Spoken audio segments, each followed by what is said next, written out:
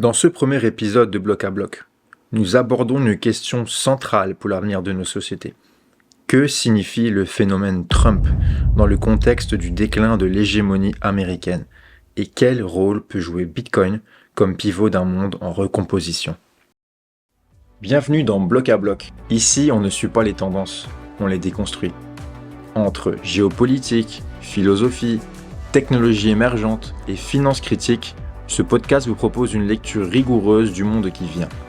Pas de spéculation, pas de pensée toute faite, juste une pensée vivante, exigeante, lucide. Je suis Jonathan et je vous partage en temps réel mon propre cheminement. Le futur est en question. Allons voir bloc à bloc ce qu'il nous raconte. Trump n'est pas un simple populiste.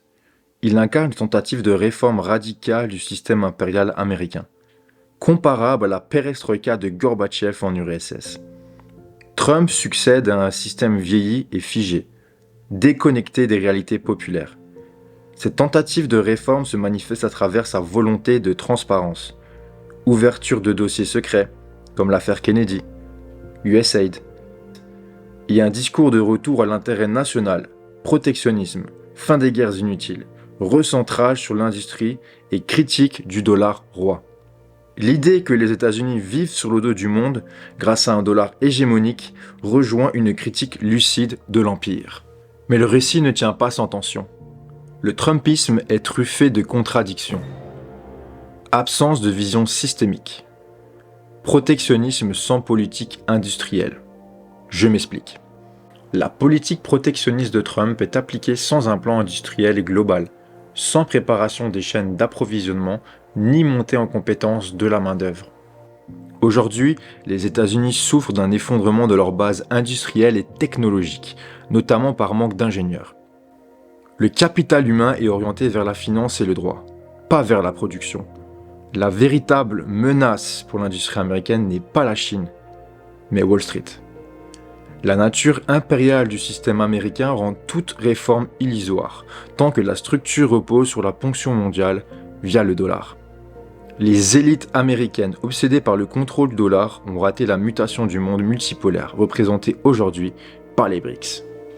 Comme la perestroïka de Gorbatchev, le Trumpisme pourrait accéder l'érosion de l'Empire, sans parvenir à proposer une alternative cohérente. Trump incarne une volonté de rupture avec l'empire du dollar, mais sans toucher aux fondations matérielles qui le soutiennent vraiment. Il regarde le monde comme un immense deal, une succession de rapports de force où il faut gagner ou perdre, comme dans un contrat commercial.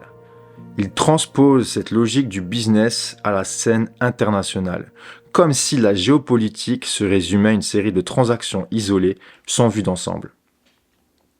C'est une méthode qui peut séduire, parce qu'elle est directe, simple, presque instinctive, mais elle atteint vite ses limites. Gérer un empire, ce n'est pas redresser une boîte en difficulté.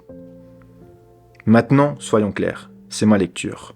Peut-être qu'il voit plus loin que moi, peut-être qu'il y a une stratégie plus fine que ce qu'on imagine. J'essaie simplement de prendre du recul, d'analyser sans parti pris, en acceptant que je n'ai pas toutes les clés.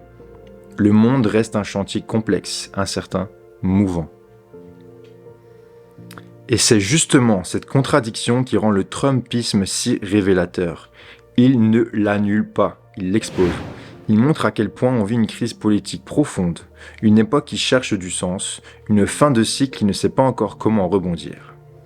Alors si Trump échoue à incarner la rupture qu'il promet, la vraie question, c'est qui ou quoi sera capable de proposer une alternative à la hauteur du désordre mondial? Le retour de l'or, l'essor du Bitcoin, ou peut-être autre chose, ou une combinaison de choses? La vraie réponse reste peut-être à inventer, ou à retrouver. Bitcoin, ce n'est pas juste une innovation technologique, c'est une nouvelle manière de penser la valeur, la confiance et même la souveraineté monétaire. Contrairement à l'or, qu'on peut tenir dans la main, Bitcoin n'est pas un actif physique. On ne peut pas le toucher, et pourtant il est bien réel. Ce qui le rend tangible, c'est pas sa matière, c'est sa logique interne, son fonctionnement. Son existence repose sur un consensus algorithmique, le fameux Proof of Work, qui garantit sa sécurité, sa rareté et sa fiabilité. En bref, on ne le voit pas. Mais on ne peut pas le nier, il est là et il fonctionne. Depuis 2009, Bitcoin a tracé sa route. Petit à petit, il s'est imposé comme un actif de réserve décentralisé. Il séduit des particuliers, mais aussi des entreprises comme Tesla ou MicroStrategy, des géants de la finance comme BlackRock avec son ETF, et même des États comme le Salvador. Sa force, c'est sa mécanique, une offre limitée à 21 millions de Bitcoin, une résistance native à la censure et un réseau sans chef, sans autorité centrale. Cette adoption croissante s'inscrit dans un contexte de perte de confiance progressive envers les monnaies fiat et leurs institutions, surtout depuis l'expansion des billets de banque centrale entamée en 2008 avec la crise des subprimes. Bitcoin se présente alors comme une alternative complémentaire, une nouvelle façon de penser l'épargne, basée sur la rareté, la transparence et une forme de souveraineté individuelle adaptée aux mutations de l'économie contemporaine. Aujourd'hui, l'écosystème des crypto-monnaies est estimé entre 2,69 et 2,8 trillions de dollars, avec Bitcoin représentant 62% de la capitalisation totale.